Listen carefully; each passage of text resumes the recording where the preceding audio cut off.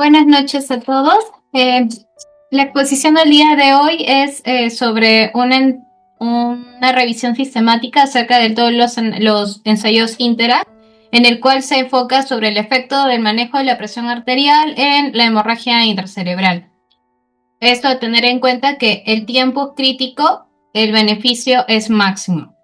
La atenuación del crecimiento del hematoma es el mecanismo más plausible por el cual la reducción de la presión arterial puede mejorar el pronóstico de un paciente con hemorragia cerebral aguda. Es por ende que el punto más importante, ¿no?, de esa exposición. Entonces, respecto al diseño de los métodos de la revisión, al cabo de los 4 Interact se hizo una revisión aproximadamente de más de 11.000 pacientes. En la presentación ahorita muestro cuáles eran los criterios de cada estudio Interact, en el cual en el Interact 1, el primero en desarrollarse, se consideraba a aquellos pacientes con una hemorragia intracerebral menos de 6 horas, pero que ya cursaban con una presión sistólica mayor de 150. El objetivo fue usar fármacos que tuvieran a su disposición como nicardipino, labetalol, nitroprusiato o urapidil para el manejo objetivo de una presión arterial sistólica menos de 140 durante la primera hora desde el ingreso de la emergencia, versus el estándar de lograr menos de 180 durante también el objetivo en una hora. El hallazgo del primer estudio es que reducir la presión arterial fue seguro y hubo una menor tendencia al crecimiento del hematoma, más no tuvo algún impacto en lo que es el pronóstico funcional. Sin embargo, en el Interact 2, también se realizó en el mismo grupo de pacientes de hora de inicio de la hemorragia, presión arterial sistólica mayor 150, también manejo intensivo, pero en este caso lo que se aumentó fue los protocolos de control de presión arterial para poder monitorizar que realmente el paciente se mantuviera en menos de 140 en el manejo intensivo y menos de 180 en el completo estándar. Lo que se concluyó de eso es que hubo una tendencia a mejor pronóstico funcional en el grupo de los casos de la intervención de manejo intensivo y hubo un menor crecimiento de hematoma. La limitación de este estudio es que la presión arterial media durante la primera hora, también en el grupo de intervención, fue alrededor de 150 miligramos sobre de mercurio. En el Interact 3, a diferencia de los otros dos, lo que la intervención principal fue un bundle intensivo. ¿Eso en qué consiste? Que no solamente el objetivo fue la presión arterial, sino establecer otros parámetros de cuidado neurocrítico para este tipo de pacientes, en el cual, de acuerdo a los hallazgos de los otros dos de Interact, usaron el corte de presión arterial sistólica en 140, un control glicémico de menos de 180, el manejo activo de la fiebre, es decir, que el paciente no tuviera fiebre, reversión de la anticoagulación si es que el paciente estaba tomando un anticoagulante directo o estaba empleando warfarina, y otras medidas neuroprotectoras como es el mantener la normocapnia, cabecera elevada, entre otros. Al cabo del estudio, tras el manejo del bundle intensivo, el pronóstico funcional global de los pacientes mejoraron y hubo una reducción de la mortalidad.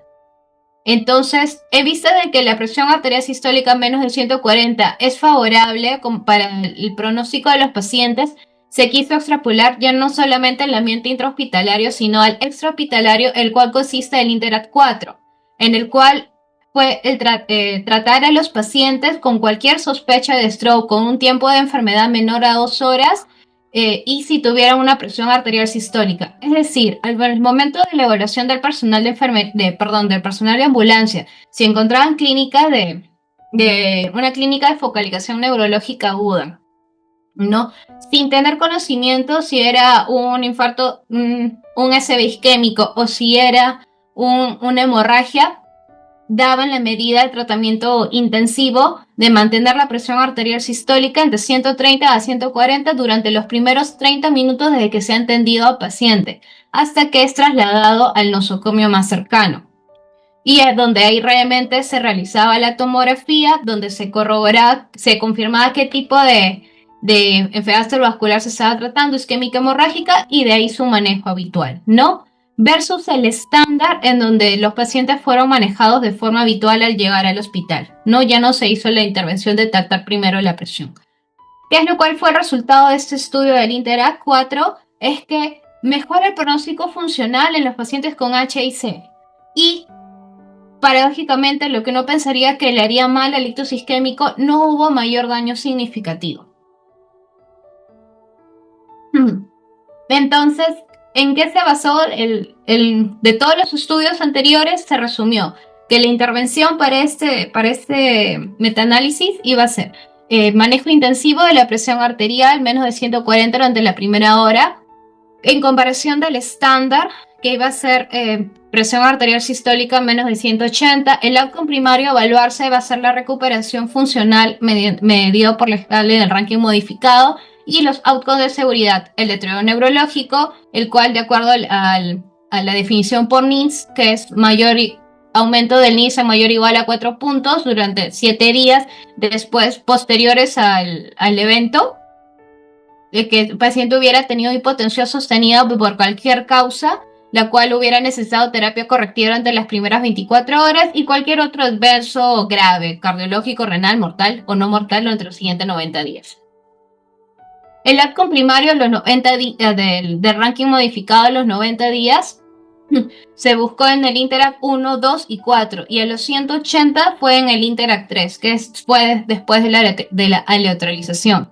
Los criterios de valoración radiológicos evaluados para el subestudio, que se va a mostrar más adelante de tomografía, fueron el crecimiento de la hemorragia, que puede ser continuo y mayor de 6 milímetros, o también un crecimiento proporcional que se define como mayor o igual al 33% del hematoma de su valor inicial, y en la tomografía a las 24 horas.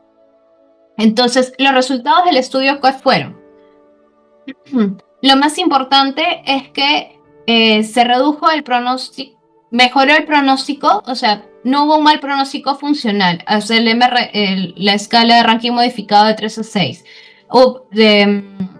El OR ajustado fue en 0.85 con una P significativa en menos 0.001. Después, respecto a los demás resultados, es que el riesgo absoluto entre grupos disminuyó en un 3.9%, es decir, entre el grupo que recibió tratamiento intensivo versus el grupo que no recibió tratamiento. La reducción de la probabilidad del riesgo de un mal pronóstico funcional fue el 3.9%. El número necesario a tratar, que es el NNT, fue de 25.5. Es lo que indica que por cada 25.5 pacientes tratados con tratamiento intensivo para la reducción de la presión arterial, se evita que un paciente adicional experimentara un resultado funcional deficiente, es decir, el ranking modificado de 3 a 6, en comparación con el tratamiento estándar basado en las guías. Y algo también a resaltar, hubo una disminución significativa en el deterioro neurológico, mortalidad y eventos adversos graves, como se puede ver en el siguiente tabla. Entonces, siendo el deterioro neurológico ya en el modelo ajustado, está en 0.76 con una P significativa. Asimismo, también se previene la mayor prevención de muertes, de mortalidad, con 0.83, y ante cualquier evento adverso 0.84 con una P también estadísticamente significativa.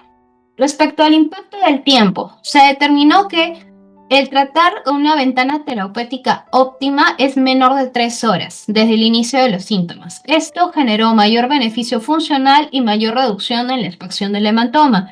Sin embargo, cuando se daba el tratamiento después de las 3 horas del inicio de la sintomatología, la disminución era mínima. Por lo tanto, la HIC es una emergencia tiempo dependiente, es decir, de acuerdo al tiempo de inicio de la enfermedad y el tratamiento que se brinde va a ser el pronóstico del paciente.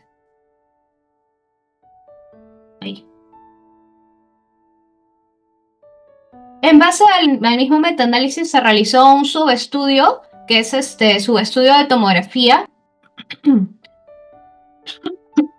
en el cual el objetivo era evaluar si el descenso intensivo de la presión arterial iba a reducir la expansión del hematoma y cómo este efecto se relacionaba con el tiempo del inicio de los síntomas. En total se evaluaron 2.921 pacientes con tomografía cerebral secuencial disponible según el estudio de Interact. Se realizó una tomografía basal y después una tomografía control a las 24 horas. Y en esto, la intervención, como ya hemos mencionado anteriormente, fue el descenso intensivo de la presión arterial sistólica menos de 140 versus el estándar de presión arterial sistólica menos de 180. La definición del crecimiento del hematoma, como mencioné anteriormente, el crecimiento relativo si es que había un incremento mayor o igual al 33% en comparación del basal y el crecimiento absoluto si es que había un crecimiento mayor de 6 milímetros. En conclusión con el estudio es que no hubo una reducción estadísticamente significativa en el crecimiento cuando se analiza esa cohorte. Sin embargo, cuando se quiso estratificar por tiempo desde el inicio de los síntomas, se llegó a una conclusión. Aquellos pacientes que eran tratados antes de las 3 horas del inicio de la sintomatología sí tuvieron una reducción al hematoma. Sin embargo, aquellos tratados con un tiempo de enfermedad mayor de 3 horas no tuvieron un beneficio significativo. E inclusive, respecto al primer grupo, los tratados menos de 3 horas, los que tuvieron mayor beneficio fueron aquellos que tuvieron HIC leve a moderada, con ICH score bajo y que tenían volúmenes pequeños a moderados. Y hubo un menor efecto en aquellos que tuvieron HIC masivas o aquellos que tenían presentaciones tardías.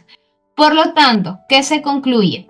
Existe una relación continua y negativa entre el tiempo y el beneficio, es decir, a menos tiempo de enfermedad, mayor beneficio, y viceversa, a mayor tiempo de enfermedad, menor beneficio, dado que fisiopatológicamente la expansión del hematoma se produce principalmente durante las primeras 2 a 4 horas de inicio de la sintomatología. Es por ello que lo óptimo es brindar el tratamiento menos de 3 horas del inicio.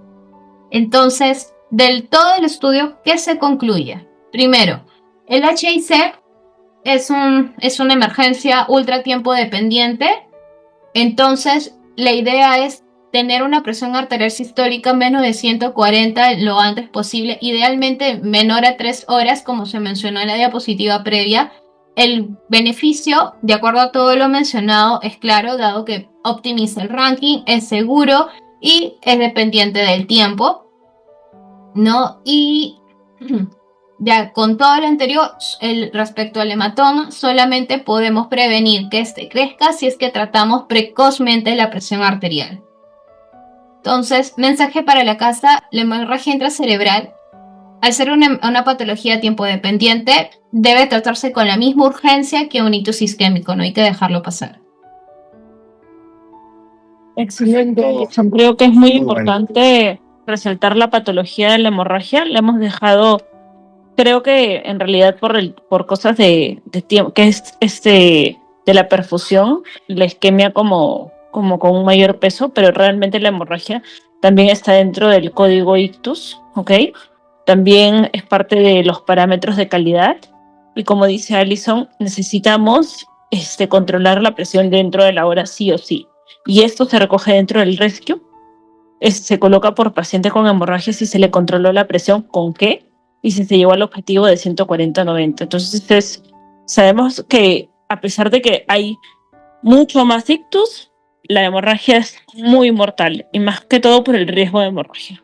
No sé si tienen algún comentario. Ánimo, sé que está la doctora Ceballos aquí presente, Manuel, algún otro que quiere hacer un comentario.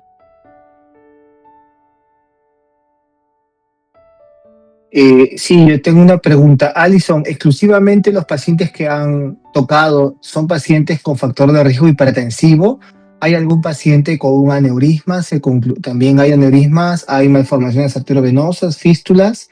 Esa es la primera pregunta. Y la segunda pregunta, entonces, ¿crees que la evidencia es contundente para que ya comencemos a haber próximamente una guía actualizada, como ha pasado con el ACV, una guía actualizada de hemorragia? Creo que sí podría haber una guía actualizada de hemorragia. Sería ideal.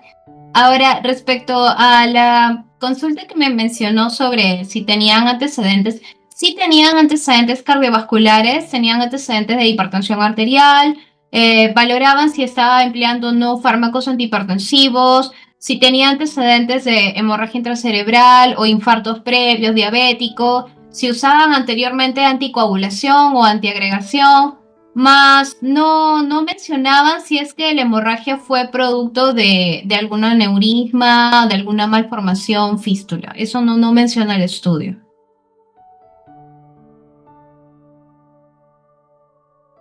Ok, entonces yo creo que queda claro un poco el concepto, ¿no? La enfermedad cerebrovascular es completa, tanto isquémica como hemorrágica. Creo que hasta ahora lo que hemos estado haciendo es activar el código y cuando haya sido hemorrágica, los colegas de neurocirugía la han evaluado. Creo que ahora viene un segundo paso en este año 2026 donde queremos reacreditarnos. Yo creo que si es quirúrgico y ellos lo colocan en la historia, sin duda pues debe ser manejado por ellos. Y si no es quirúrgico, debemos contemplar el plan y lo importante que es el manejo médico con la hipertensión arterial. Eso queda sumamente establecido. Tenemos el reto con la doctora Gallo y quien habla y la doctora Romero actualizar las guías. Entonces vienen muchas novedades positivas, creo yo, para los pacientes y para el servicio y obviamente para el código ICTUS. Entonces, ¿hay algún comentario adicional que deseen hacer, por favor, para dar ya por concluida la presentación del día de hoy? Manuel, buenas noches. Estimados colegas, Hola, muy José. buenas noches. ¿Cómo estás? Qué ¿Qué gusto. tal? Adelante.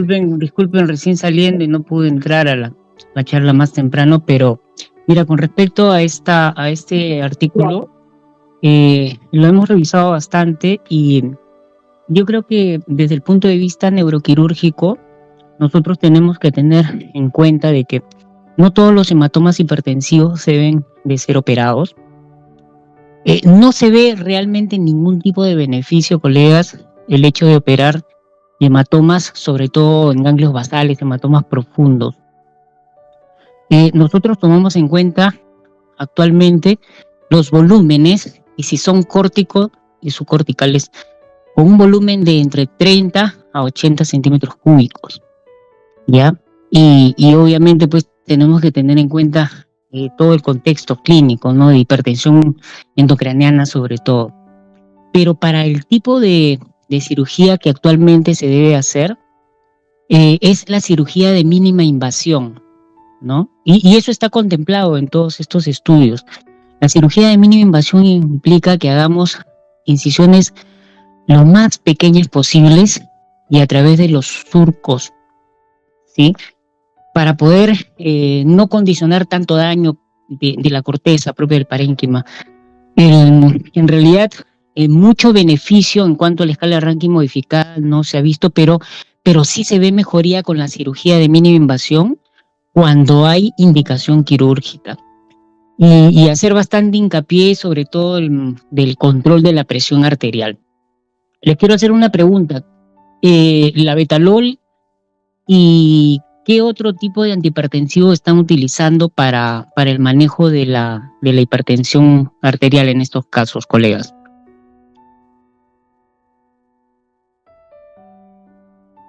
¿Sí? ¿Una pregunta? Gracias, José, por la pregunta y por el aporte.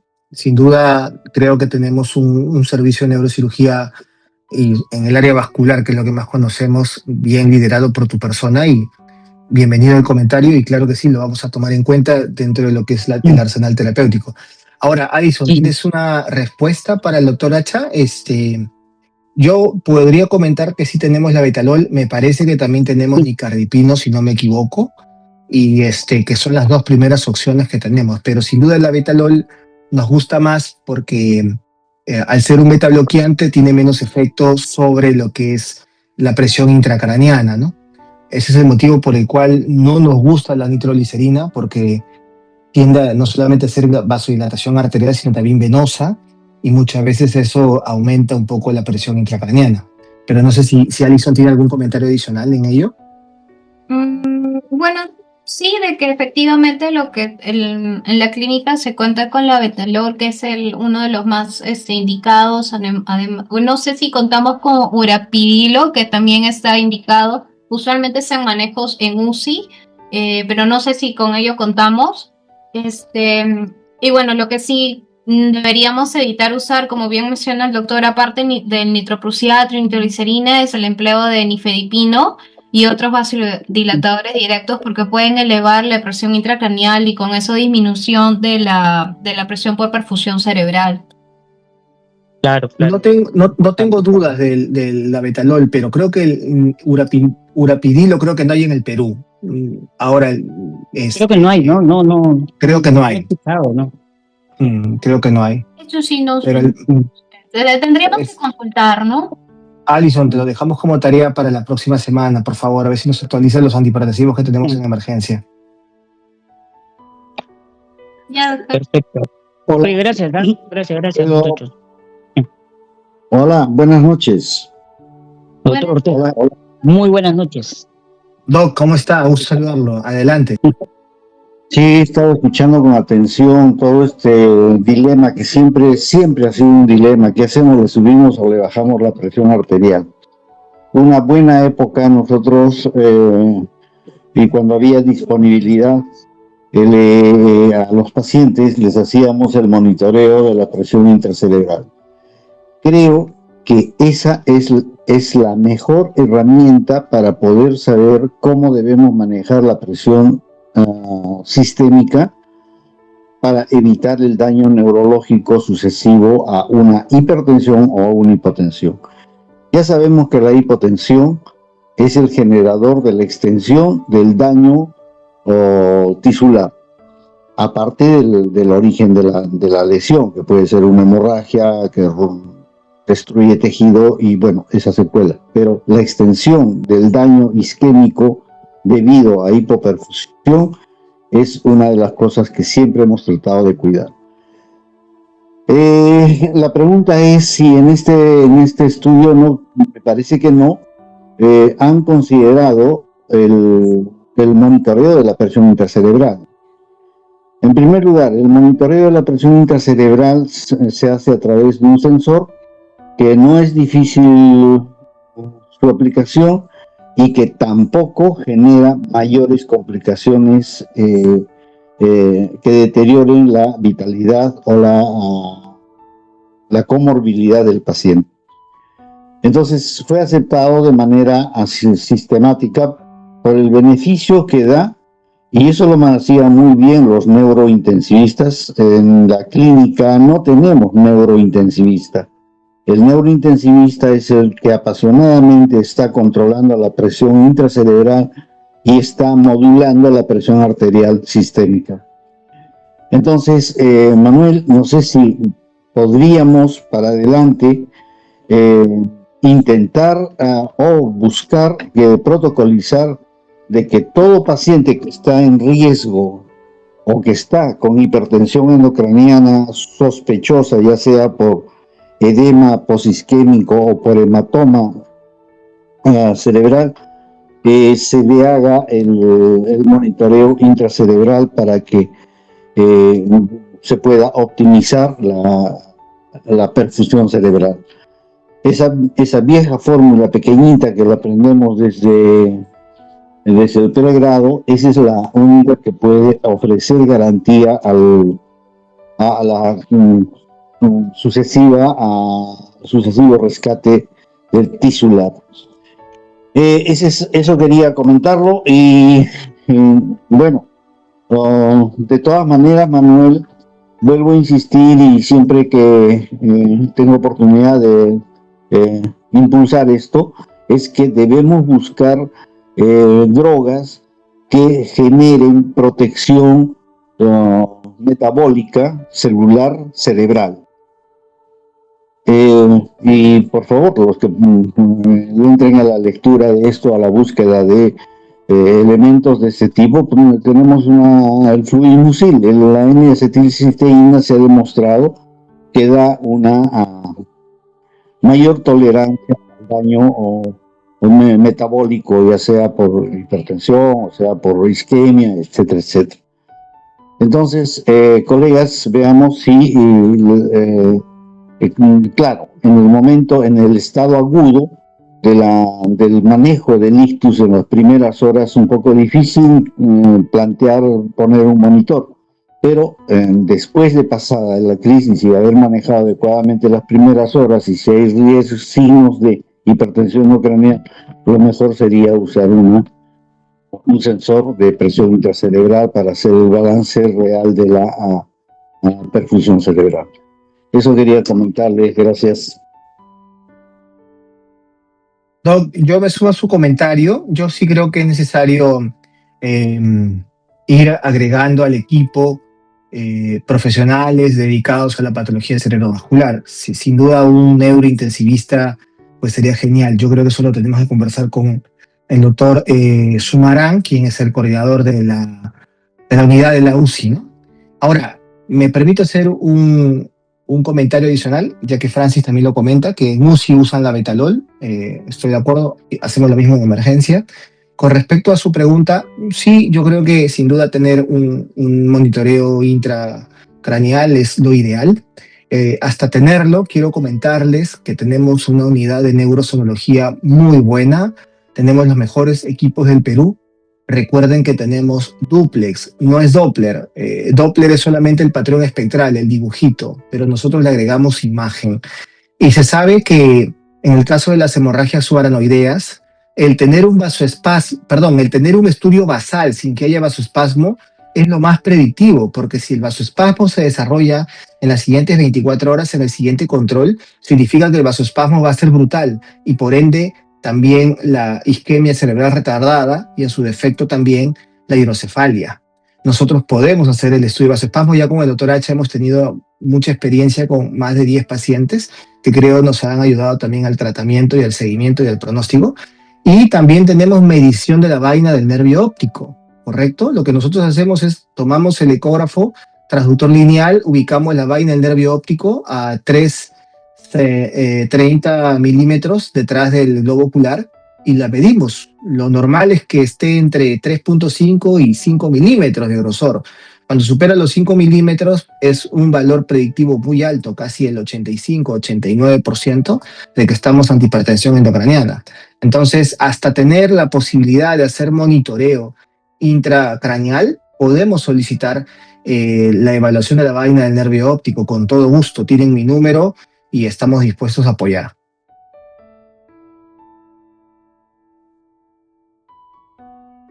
Bien, ¿algún comentario adicional para finalmente ya dar por concluida la reunión de hoy? Ha sido un día extenso, pero a la vez interesante. Creo que hemos unificado criterios. Solamente para resumir, las guías han cambiado. Sin duda, el manejo de tratamiento del ictus tiene que ser más presente en la clínica. Yo creo que va a haber más posibilidad de tratar a los pacientes. Les ruego a todos los que podemos hospitalizar pacientes llenar la historia de ictus. Es importante porque nos permite llenar la base rescue. Segundo, es necesario comenzar a trombolizar más y hacer más trombectomía. Creo que este es un compromiso de los que estamos aquí presentes que lo vamos a hacer. Tercero, perdamos el miedo, ¿no? No, por favor, no tengamos miedo a actuar correctamente. Solamente hagamos lo correcto. Cuarto, las guías avalan el manejo de la presión arterial como principal paradigma en un paciente con hemorragia, sobre todo las primeras 2 o 3 horas, como ha comentado la doctora Romero. Y 5, en lo que es monitoreo, tenemos tanto lo que es evaluación transcraneal para vasoespasmo como evaluación de la vaina del nervio óptico para hipertensión intracraneana.